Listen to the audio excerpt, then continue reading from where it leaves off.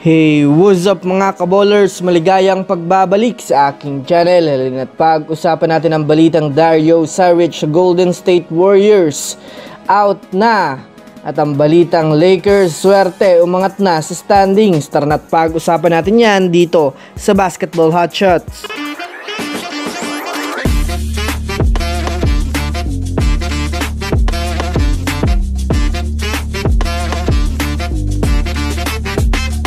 Una nga muna tayong dumako mga kaballers sa balita patungkol sa kupunan ng Los Angeles Lakers.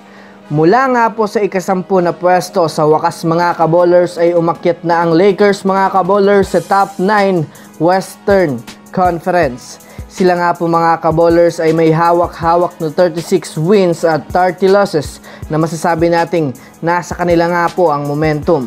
Tuwang-tuwa nga po mga kaballers si Anthony Davis dahil na rin naman sa naayos na nga daw ang kanilang problema sa kanilang chemistry ng mga nakaraan.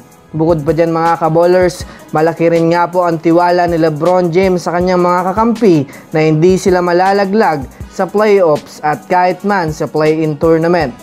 Well, alam naman nga natin mga kaballers na determinado ang Lakers na magkampiyon ngayong season, lalo pat hinahabol nga nila mga kaballers ang mga natitirang taon ni LeBron James, kaya isang magandang balita nga ito para sa kanilang team. Samantala, dumako naman tayo sa balita patungkol sa kupunan ng Golden State Warriors.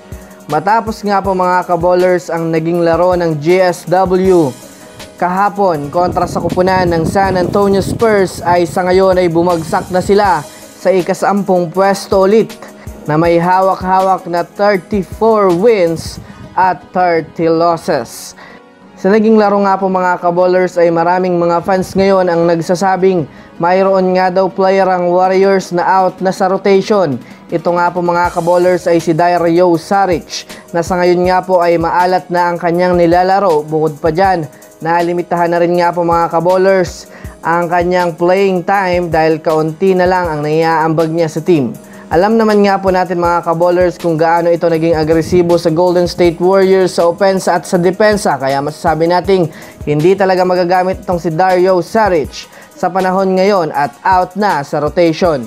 So yun lamang mga kaballers, yun lang naman ang pag-uusapan natin ngayon. Pinutin ang subscribe and hit nyo na rin ang notification bell para sa mga susunod na updates sa mundo ng basketball. Again, this is Basketball Hotshots. Thanks for watching.